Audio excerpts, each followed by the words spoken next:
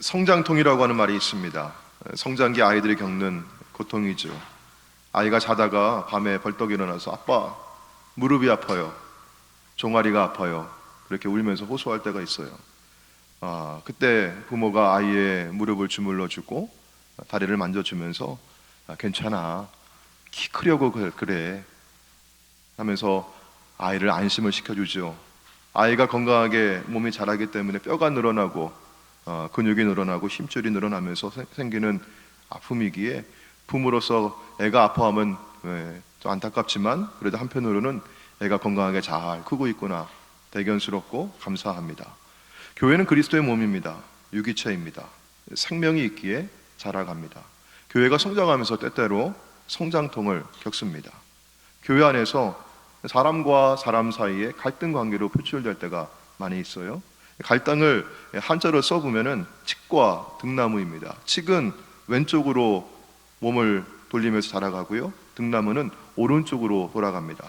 이렇게 서로 다른 방향으로 감고 올라가는 모습을 말하는데, 이런 자연의 성장 과정을 보면은 갈등은 자연스러운 것이죠. 그런데 너무 깊어지면 서로 몸을 상하게 하고 성장을 멈추게 합니다. 교회가 성장할 때 갈등이나 몇몇 문제가 생기는 것은 사람이 모여 살기 때문에 퍽 자연스러운 일입니다. 하지만 이에 지혜롭게 대처하지 못하면 교회가 갈라지는 아픔을 겪기도 하고 성도들이 또 많은 상처를 입기도 합니다.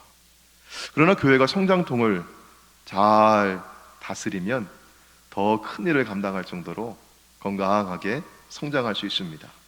그래서 하나님께서는 성장통을 겪는 교회를 볼 때면 부모의 마음 가지시고 안타깝게 보시기도 하지만, 야, 이 교회가 이만큼 자라가고 있구나, 더 큰 일을 할 수 있겠구나, 대견스럽게 보시고 또 큰 기대를 품습니다. 교회가 자라면서 성장통을 겪는다면 우리가 어떻게 성장과 성숙의 기회로 삼을 수 있을까요? 여러분, 아드 펀테스라고 하는 말 들어보셨습니까? To the fountain, to the basic, 이런 말인데요, 16세기 네덜란드의 인문학자였던 에라스무스가 한 말이었습니다. 원천으로, 근본으로 돌아가자. 이 근본으로 돌아가자고 하는 이 인문 정신의 기초에서 16세기 종교 개혁가들은 믿음으로 돌아가자, 성경으로 돌아가자, 이런 구호를 외치면서 신앙 개혁 운동을 했습니다. 성경과 초대교회로 돌아가자고 하는 일이죠. 자, 여러분, 그러면 우리가 돌아가야 될 성경에서 만나는 많은 성경의 인물들은, 특별히 초대교회는, 사도행전에 있는 이 교회는 아무 흠도 없고 아무 점도 없는 무결점의 아주 순수한 그런 교회였고 사람들이었을까? 성경의 인물들은 완벽한 사람들은 아니었습니다. 우리처럼 실수도 하고 허물도 있고 성정이 같다고 하죠. 성질도 비슷해요. 그런데 성경은 굳이 이를 숨기거나 혹은 더 아름답게 예쁘게 미화하려고 하질 않고요, 적나라하게 성경 인물들의 허물과 수치를 드러낼 때가 있어요. 여러분, 성경에서 가장 존경받는 왕이라고 하면 누구를 꼽죠? 다윗 임금을 꼽죠. 근데 이 다윗 왕에 대해서 성경이 기록할 때 이스라엘에서 가장 존경받는 임금이지만 남의 부하의 아내를 범하는 그런 간통 현장을 고발하고 있고요, 또 그것을 감추기 위해서 살인을 교사하는 파렴치한 인간의 모습을 보여주고 있습니다. 제가 어릴 적에 제가 다녔던 교회에서는 초대교회로 돌아가자, 이런 구호를 한창 외치곤 했었습니다. 지금도 초대교회를 본받자, 이런 말씀들을 많이 하는데, 초대교회는 모든 성도들에게 모든 교회의 모델이 됩니다. 하지만 그 자체로 완벽한 공동체는 아니었습니다. 아무런 갈등이나 문제가 없는 교회가 아니었다는 것이죠. 오늘 본문의 말씀이 전해주는 초대교회의 모습만 보아도 그렇습니다. 초대교회 당시에 겪었던 문제들을 어떻게 풀어갔는지 살펴보면 우리에게도 똑같지는 않지만 비슷한 장애가 있고 어려움이 있고 문제가 있을 텐데 우리가 어떻게 풀어갈 수 있을까? 성경은 본질로 돌아가라고 말씀하고 있습니다. 그것이 바로 문제 해결의 원리이죠. 오늘 본문의 말씀에 우리 1절을 보시면요, 그때의 제자가 더 많아졌는데 라고 배경을 밝히고 있습니다. 그때는 언제입니까? 요 성경 우리가 읽은 거 바로 앞에 있는 5장 40절, 42절에 있는 말씀 보시면 사도들이 채찍을 맞고 옥에 갇히고, 그리고 정부 권세자들이 사도들을 불러가지고 예수의 이름으로 다시는 말하지 말라고 위협을 하고 놓아줍니다. 그러나 예수님의 이름으로 능력을 받는 것을 사도들은 기뻐하고 어디를 가든지, 성전에 있든지 집에 있든지 누구를 만나든지 때를 가리지 아니하고 예수가 그리스도라고 복음을 증거했습니다. 자, 그러자 복음을 전하고 가르치니까요, 듣는 사람들이 성령께서 역사하시니까 마음이 열리고 믿는 제자의 수가 더 많아졌습니다. 여러분, 교회가 성장하고 어떻게 예수 믿는 사람들이 더 많아질 수 있을까? 다른 게 아닙니다. 복음 전하는 것입니다. 전도하는 것입니다. 교회가 크고 교인들이 많이 모이니까 성장통을 겪습니다. 어떤 문제가 있었을까요? 우리 1절 말씀 계속 보시면은 여기 헬라파 유대인들이 자기의 과부들이 매일의 구제에 빠짐으로, 여기 성경 보시면은 고아와 과부와 나그네를 잘 돌봐주라고 하는 말씀이 있어요. 지금도 부모 잃고 고아가 살기 쉽지 않겠죠. 남편 잃은 여인이 홀로 자녀들을 키우면서 살기가 많이 어려울 겁니다. 우리가 이민 생활 해보셔서 잘 알다시피 낯선 곳에 사는 것이 쉽지 않아요. 그래서 고아와 과부와 나그네를 잘 돌봐주라고 했는데, 여기 보시니까 헬라파 유대인들이 자기들의 과부라고 했어요. 헬라파 유대인들은 헬라 지역으로, 그리스 문화권으로 이민을 갔던 사람들이에요. 근데 이 사람들이 다시 예루살렘에 돌아와서 예수 믿고 기독교인이 되었어요. 근데 여러분, 이 당시에 먹고 살기가 힘드니까 교회에서 어떻게 했어요? 양식도 도와주고, 그리고 또 돈도 좀 이렇게 도와주고, 어려운 사람들, 특별히 과부들을 도와주는데, 매일의 구제에서 제외되는 사람, 소외되는 사람, 빠지는 사람이 있었다는 것이죠. 그러니까 히브리파 사람들을 원망했습니다. 정말 많은 사람들이 모여오다 보니까 여러 다른 배경이 있는 사람들이 있어요. 그 가운데 헬라파 유대인들이 있었고, 크게는 히브리파 유대인들이 있었습니다. 히브리파 사람들은 자신의 고유 문화를 지키면서 로마의 식민 지배를 받고 있는 백성들이었잖아요. 하지만 억압받고 사는 게 어려웠지만 그래도 고향을 지키면서 거기에 살았던 사람들입니다. 그러니까 헬라파 사람들에 비하면은 사회적인 관계도 배경도 좀 든든하고 비교적 인간 관계도 있는 사람들이었습니다. 표면적인 갈등은, 눈에 보이는 갈등은요, 헬라파 유대인들이 매일 과부에서 소외되는 것이었어요. 그런데 여러분, 빙산을 한번 기억해 보셔요. 빙산은 그 한 부분이 뾰족하게 나와 있지만 물 아래에 훨씬 많은, 눈에 보이지 않는 큰 게 있는 겁니다. 표면적인 갈등이 있지만 여러분, 그 안에 수면 아래에 있는 뭔가 더 근본적인 문제가 있었다는 것이죠. 오늘 본문의 말씀 가운데서 헬라파 과부들이 매일 구제에서 제외되는 것으로 인해 뭐 했다고 합니까? 히브리파 사람들을 원망했다고 하죠. 어쩌면 이 일이 매번 발생하는 아주 심각하고 큰 문제가 아니었을 수도 있어요. 저도 제가 목회를 하지 않았더라면, 제가 아마 평신도 신앙생활을 했더라면, 만약에 이런 일을 보게 되면 저는 좀 정의로운 사람이었을 것 같아요. 막 큰 소리 치고 교회가 이러면 되느냐고 막 그랬을 것 같아요. 그런데 제가 목회를 해보니까 교회가 일부러 그러는 일이 없어요. 사실은요. 어쩔 때 좋은 마음으로 하나님의 은혜로 일을 하지만 사람이기 때문에 실수할 때가 있어요. 더러 실수할 때가 있습니다. 어쩌다 한번 실수해서 몇 사람이 빠졌을지 모르겠어요. 그런데 여러분, 섭섭하고 서운한 마음은요, 이런 작은 실수를 놓치지 않습니다. 그 틈을 비집고도 사람 안에 들어와요. 서운한 마음에 그동안 헬라파 사람들이 우리가 평등하게 동등하게 대접받지 못했노라고 불평하고 원망하는 말이 나왔을 것입니다. 자, 여러분, 성경에서요, 우리가 사도행전에서 성령이 강림하신 다음에 교회가 시작이 되잖아요. 교회가 시작된 다음에 많은 사람들이 예수 믿고 주님께로 돌아오는 좋은 일만 있었던 게 아니에요. 보니까 여기 처음으로 원망이라고 하는 단어가 등장을 합니다. 근데 성경 보시면은 원망이라고 하는 단어가 어디에서 제일 많이 나올까요? 출애굽기와 민수기입니다. 민수기가 다른 말로는 이런 광야에서라고 하는 그런 호칭을 갖고 있는 거죠. 예, 애굽을 나와서 홍해를 건너고 가나안 땅에 들어가기 전에 광야 생활을 하면서 그때 원망이라는 말이 제일 많이 나와요. 물이 없다고 원망을 해요. 야, 우리와 우리 짐승들 다 끌고 나와서 여기서 목말라 죽는구나. 양식이 없다고, 배가 고프다고. 애굽에는 가마솥 곁에서 고기 뜯고, 야, 거기 부추와 마늘과 그 좋은 것들 양념해서 먹었는데 여기 오니까 먹을 게 없구나. 누구를 향해서? 모세를 향해서. 여러분, 모세는 누가 세우신 분입니까? 하나님 세우셨잖아요. 하나님을 향해서 원망하는 소리가 끊이질 않아요. 문제는요, 그 원망하는 소리를 다 누가 들으셨어요? 하나님이 들으셨다는 거예요. 그래서 바울 사도도 빌립보서에서 이런 말씀을 하시네요. 모든 일을 원망과 시비가 없이 하라. 좋은 일을 할 때에도 원망하면서 불평하면서 일하지 말고 원망과 시비 없이 하라. 자, 그럼 초대교회에 닥쳐있는 이 원망이라고 하는 문제, 사람이 소외되고 배제되었다고 하는 문제, 이 갈등을 어떻게 풀어야 했을까요? 먼저 우리가 전제할 것은요, 어떠한 문제든지, 사람 사는 곳에는 늘 문제가 있어요. 그런데 어떤 문제든지 더 나은 방향과 실천을 위한 기회로 선용하시기를 바랍니다.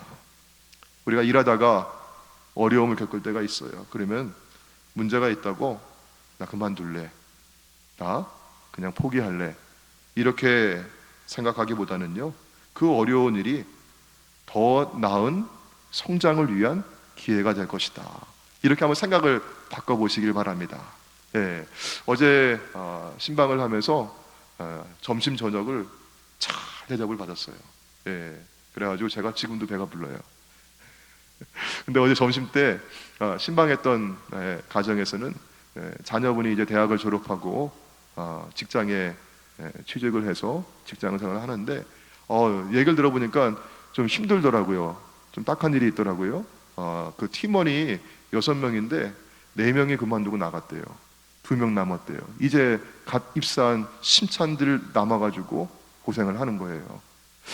근데 제가 그 얘기를 들었을 때 한편으로는 이런 생각이 들더라고요. 야, 이거 기회 아닐까? 이제부터 들어오는 팀원들은 다 내 밑에 사람들인데 이런 마음이 드는 거예요, 저는요. 여러분, 우리가 같은 상황과 문제를 할지라도 좀 다르게 생각해 보시면은 더 좋은 기회를 향한 그런 계기가 될 수가 있습니다. 우리가 한자를 위기라고 한 말을 써보면은요, 위자는 위험하다를 쓰는 말이고, 기는 틀기자라고, 이게 지렛대나 용수철을 의미합니다. 어떤 이런 도구를 사용하면은 지렛대를 쓰면은 작은 힘을 가지고도 큰 물건을 옮길 수가 있어요. 용수철 위에 올려놓으면은 큰 물건도 튕겨 올라가서 높이 올라갈 수가 있거든요. 위기가 바로 기회를 만들어내는 성장과 발전을 위한 디딤돌이 될 수 있습니다. 자, 그래서 사도들은 교회 안에 분열과 갈등의 문제가 생겼을 때 이 문제, 이런 문제는 다 항상 뭐가 있습니까? 원인이 있죠. 그 문제의 원인을, 그런데 일반적으로는 우리가 어떻게 하냐? 이거 아무개 때문이다, 이거 누구 때문이야, 다른 사람을 원인으로 지목하고 탓하기가 쉬워요. 그런데 사도들은 문제의 원인을 다른 사람에게 돌리지 않았습니다. 그리고 인간적인 방법으로 그 문제를 풀려고 하지 않았어요. 자, 우리 2절 말씀 우리 같이 한번 읽어볼까요? 자, 시작. 12사도가 모든 제자를 불러 이르되 우리가 하나님의 말씀을 제쳐놓고 젖대를 일삼는 것이 마땅하지 아니하다. 12사도가, 제가 만약에 여기 이 자리에 있었으면 저는 이렇게 했을 것 같아요. 사람들을 찾아갔을 것 같아요. 히브리파 사람들의 대표라고 하는 사람 찾아가가지고, 아이고 어떻게 사람을 이렇게 소외시킵니까? 사람을 우리가 좀 차별하면 되겠습니까? 교회인데요 하면서 좀 도와달라고 얘기할 거고, 그래도 말 안 들으면은 내가 목사인데 하면서 혼내고 막 그랬을 것 같아요. 또 헬라파 사람들 찾아가서는 어떻게 했을까요? 아이고 내가 대신 사과할게요.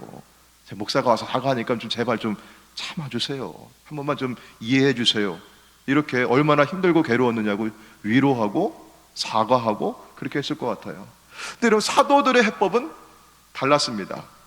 사람을 찾아가지 않았어요. 오히려 어떻게 했습니까? 오라고 했어요. 불러 모았어요. 자, 누구를 불러 모았습니까? 12사도가 모든 제자를 불러 이르되. 당신들이 그리스도의 제자입니까? 당신들이 믿는 성도입니까? 당신들이 하나님의 사람들입니까? 그러면 다 오십시오. 여러분, 교회 안의 문제는 인간적인 관계나 배경으로 풀어지지 않는다고 하는 것이죠. 우리가 모두 그리스도의 제자라고 하는 공통의 부르심으로 모였을 때 문제가 해결됩니다. 인간적인 관계로 따지자면 나 어느 지역 출신인데, 나 인천 출신이야, 나 어느 학교 출신인데, 나 배재 나왔어, 나 어느 교회 출신인데, 여러분 그런 거 있잖아요. 동창 많고 동향 사람들 많고 하면은 그 사람 어떻게 해요? 큰 소리 낼 수 있잖아요. 인간적인 관계로만 따져본다면 나랑 가까운 사람도 있고 나랑 친한 사람도 있고, 반면에 뭔가 좀 나하고 잘 맞지 않고 거리껴지는 사람도 있을 수 있어요. 왜? 성격이 다르니까요. 인간적인 관계로만 따지게 되면 문제가 해결되지 않습니다. 이런 배경이나 관계는 교회 안에서는 내려놓아야 합니다. 우리 모두가 출신 지역은 다르고 학교는 다르고 내가 자라왔던 배경과 성격은 다르다 할지라도 모두가 예수 믿고 예수의 피로 구원받은 하나님의 자녀입니다. 내가 그리스도인입니다. 내가 예수님의 제자입니다라고 하는 공통의 부르심으로 모이는 것입니다. 사랑하는 여러분, 우리는 그리스도의 제자입니까? 그렇다면 우리 앞에 풀어지지 않을 문제가 없어요. 하나님이 도우시니까, 하나님이 함께 해주시니까요. 자, 모든 제자를 불러 모아서 12사도가 이렇게 얘기합니다. 여러분 그 다음에 성경 구절 한번 보셔요. 이르되 우리가 라고 얘기하죠. 아무개가 저 히브리파 저기 누구가, 헬라파 누구가 선동해가지고 저렇게 하는 거, 다른 사람을 말하지 않았어요. 우리가 문제가 있을 때 남 탓하지 아니하고 책임을 회피하지 않았습니다. 공격의 방향을 다른 사람에게 돌리지 않습니다. 화살을 자신을 향합니다. 너 때문에 it's your fault 라고 말하지 않았어요. 이 사람 때문에 저 사람 때문에 라고 핑계하지 않았습니다. 우리가 잘못했습니다. 사도들은 스스로의 자신을 문제의 원인이라고 지목을 합니다. 자, 그러면 사도들이 찾은 문제는 무엇이었고 그 해법은 무엇이었을까요? 한마디로 얘기해서 본질을 떠났다는 거예요. 다시 본질로 돌아가야 한다는 것입니다. 앞서 말씀드렸듯이 온갖 핍박과 고초 속에서도 매를 맞으면서도 옥에 갇히면서도 사도들은 예수가 그리스도입니다라고 복음을 전했습니다. 그때 제자의 수가 많아졌어요. 복음에 집중할 때 믿는 자의 수가 더 많아졌습니다. 이것이 바로 사도들의 본질이고 교회의 본질입니다. 그런데 지금 사도들이 자신들을 돌아보면 내가 잘못했습니다, 우리가 잘못했습니다 돌아보면서 영적으로 살펴보니까 문제가 뭐였어요? 우리가 하나님의 말씀을 뭐했어요? 제쳐놨어요.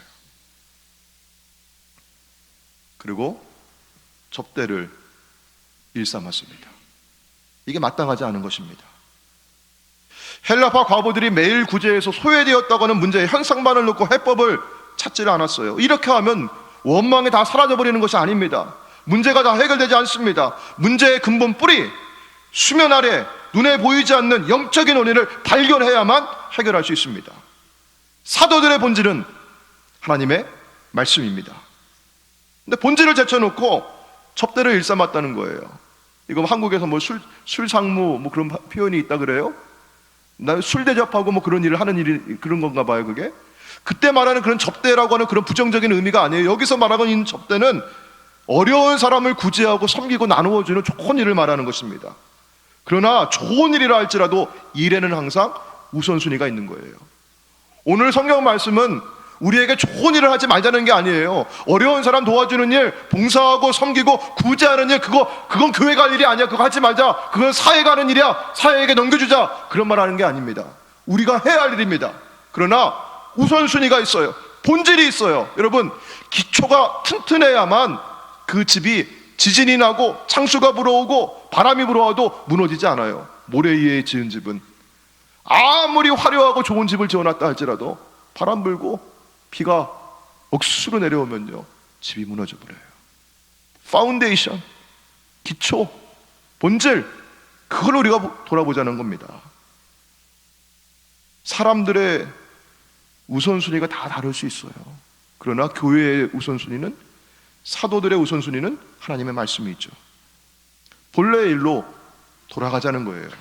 본질로 돌아가야 합니다. 자, 본질이 무엇일까요? 우리 4절 말씀 볼게요. 자, 같이 읽습니다. 시작. 우리는 오로지 기도하는 일과 말씀 사역에 힘쓰리라. 아멘.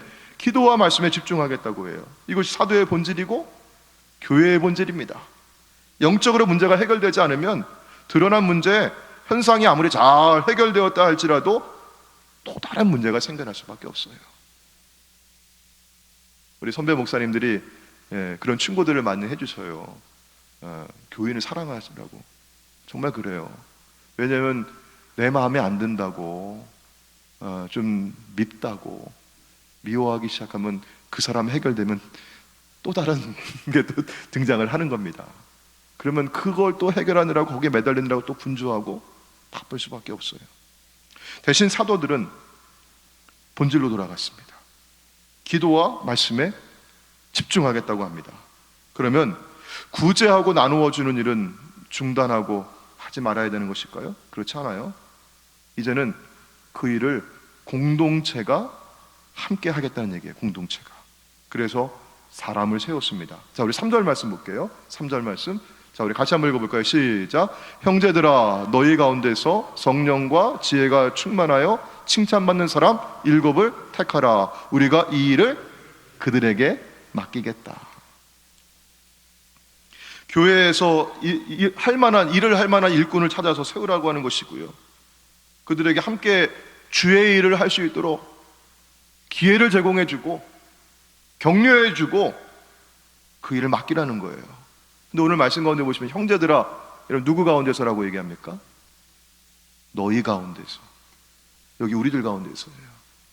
제가 한 2주 전에 우리 지역에 있는 어느 교회에 중랑부 직분 사정위원회를 제가 대표해서 가가지고 신천 권사님들을 13분을 인터뷰를 하고 왔어요. 인터뷰를 하고 집에 돌아와가지고 제 아내에게 제가 제일 처음 했던 말이, 여러분 용서해 주십시오. 제가 잘못했습니다. 제가 뭐라고 얘기했냐면은, 부럽다. 13명의 신천 권사님을 세우니까 부럽다. 제가 그런 얘기를 했어요. 오늘 성경 말씀을 준비하면서 하나님 저에게 책망을 주시는 거예요. 너희 가운데서. 하나님께서 이미 우리 가운데, 우리 웨슬리 교회 성도들 가운데 주의 일을 할 수 있는 일꾼들을 여기에 세워주셨는데 제가 그분들을 알아보지 못하고, 그리고 어떻게 밖에 있는 사람들 보고 부러워한 거예요. 사랑하는 여러분, 우리 옆에 있는 분들이 참 소중한 분들입니다. 그리고 내 자신이 참 귀한 일꾼입니다. 우리가 서로를 그렇게 좀 소중하게 귀하게 바라봤으면 좋겠어요. 저도 그렇게 볼게요. 하나님 그렇게 우리 불러주셨고 세워주셨어요. 너희 가운데서, 우리 가운데서 성령과 지혜가 충만한 사람, 칭찬받는 사람 7을 택하라고 하셨어요. 성령이 충만하다고 하는 말씀은 성령의 다스림을 받는다, 성령이 컨트롤한다, 성령의 자신을 양보한다고 하는 뜻입니다. 성령님께 양보해요. 성령님이 나를 다스리도록, 그래서 내가 성령님이 사인을 주시면 그걸 잘 수행해내도록 준비되어 있고 순종하는 사람입니다. 지혜가 충만하다고 하는 말은 세상에서 공부 많이 했다는 사람 그런 거 아니잖아요. 지혜의 근본은 하나님을 경외하는 것입니다. 여러분, 하나님을 경외하는 우리의 행위가 뭐죠? 워십입니다. 그게 워십. 예배 잘 드리는 사람입니다. 하나님을 아는 것이 지혜입니다. 말씀 읽고 그 말씀을 묵상하고 내 삶에 잘 적용하고 예배하는 사람이죠. 칭찬받는 사람입니다. 좋은 인품과 성품이 바탕이 되어야 합니다. 믿음은 좋은데 사람이 성격이 별로야. 그러면 여러분 어때요? 믿음 좋고 성경에 대해서도 아는 거 많은데, 야, 주변 사람들 왜 이렇게 힘들게 하냐? 여러분 그런 소리 들으면 안 되겠잖아요. 왜 다른 사람하고 일하기가 힘들고 주변에 있는 사람들을 좀 어렵게 만들까요? 내 기준을 가지고 다른 사람을 판단하기 때문에 그렇습니다. 내 기준을 들이대고 재는 거죠. 여러분 기준이라고 하는 말이 캐논이라고 하는 말을 쓰거든요. 이게 잣대예요. 한자, 두자 할 때 자는 바뀌면 안 되는 거거든요. 예. 그래서 여러분 이 캐논을 여러분 뭘 캐논이라고 하면 성경을 캐논이라고 하는 겁니다. 이 척도는 이 잣대는 내가 아니에요. 내 생각이 아니에요. 하나님의 말씀입니다. 그렇다면 하나님 말씀 앞에 내가 그 기준을 다 충족한다고 내가 완벽하다고 말할 수 있는 사람이 어디 있겠습니까? 그러니까 우리가 모두가 다 하나님 말씀 앞에 겸손할 수밖에 없잖아요. 그러니 다른 사람을 바라볼 때에도 아유 나랑 비슷하네, 우리 부족해도 성령님 도와주시면 우리 같이 성장할 수 있지, 이런 마음 가지고 보시는 겁니다. 자, 그래서 어떤 사람들을 뽑았느냐? 오늘 우리 5절 말씀 보시면은 그 명단이 쭉 나오는데요. 자, 온 무리가 이 말을 기뻐하여 믿음과 성령이 충만한 사람 7분의 이름을 쭉 보시면은요, 발음하기가 좀 어렵죠. 왜냐하면 이 이름들이 헬라식의 이름들이에요. 자, 여러분 지금 문제의 표면적인 원인이 뭐였어요? 헬라파 유대인들 그 과부들이 소외되는 거였어요. 그러면 누가 다수란 얘기입니까? 누가 힘이 있다는 얘기예요? 여기 원래부터 살고 있었던 히브리파 사람들의 숫자가 많고 힘이 있어요. 지킬 게 더 있어요. 그러면 다수결의 원리로 여러분 누가 뽑혀야 돼요? 여러분 그러면 히브리파 사람들이 뽑혀야지 맞는 것 같잖아요. 그런데 교회는 정말 멋진 곳이에요. 세상은 약육강식의 세상이잖아요. 힘 있는 자가 다 독식하는 거 세상은요.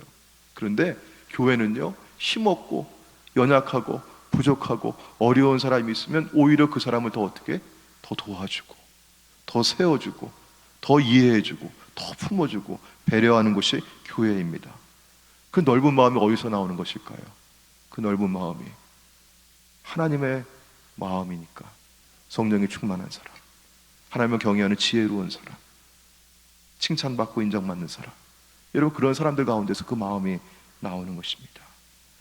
이렇게 하자 성경은 어떤 결과를 우리에게 보고하고 있습니까? 마지막 7절 말씀 같이 한번 읽어볼게요. 자, 시작. 하나님의 말씀이 점점 왕성하여 예루살렘에 있는 제자의 수가 더 심히 많아지고 허다한 제사장의 무리도 이 도에 복종하니라. 아멘. 여러분 얼마나 좋은 일이에요. 문제가 문제로 그냥 끝나지 않았습니다. 위기가 더 나은 기회가 되었습니다. 본질로 돌아갔어요. 하나님의 말씀이 점점 더 왕성해졌습니다. 그러자 제자의 수가 더 심히 많아졌고 허다한 제사장의 무리도 이 도에 복종을 했어요. 초대교회는 성장통을 겪었고 더 아름답게 건강하게 성장했습니다. 여러분 우리가 초대교회와는 상황이 달라요. 우리가 겪고 있는 문제도 다를 겁니다. 하지만 비슷한 원리를 가지고 우리가 풀어볼 수 있지 않겠습니까? 여러분 뭐예요? 본질로 돌아가는 것입니다. 영적인 원인을 살피자는 것이에요. 남 탓하지 말고요, 우리가 먼저 엎드리고 기도하고 우리가 말씀 앞으로 나아가기를 원합니다.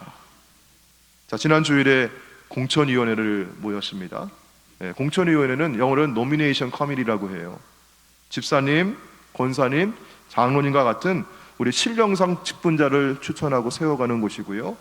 또 우리 교회에 여러 행정위원회가 있어요. 재단 이사회, 목회위원회, 그리고 사역부서들이 있어요. 교육부도 있고, 그리고 전도부도 있고, 예배부도 있고, 이렇게 사역부서가 있는데 이 부서에 그냥 돌아가는 게 아니고요, 임원들이 있어요.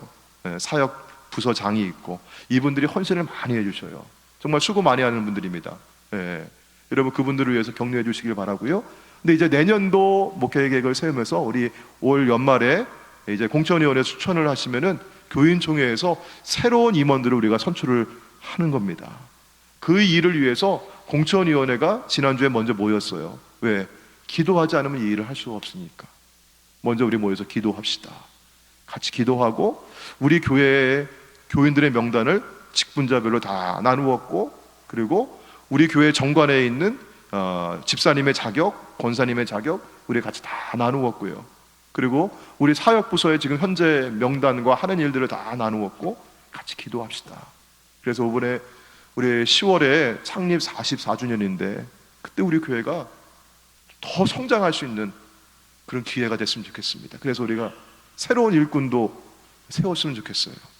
어제도 어떤 분이 목사님 몇 분이나 더 세우실 거예요? 그렇게 말씀하시는데 그건 제가 몰라요. 성령님이 인도하신 대로 하셔야지 뭐.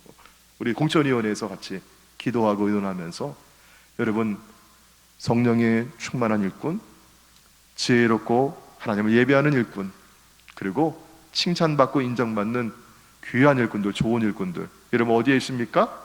밖에 있어요? 다른 교회에 있어요? 어디에 있어요? 여기에 있습니다. 우리 함께 세워 가시면서 우리 교회가 주님 보시기에 더 아름답고 건강하게 성장해 나가기를 주의 이름으로 축원합니다. 아멘.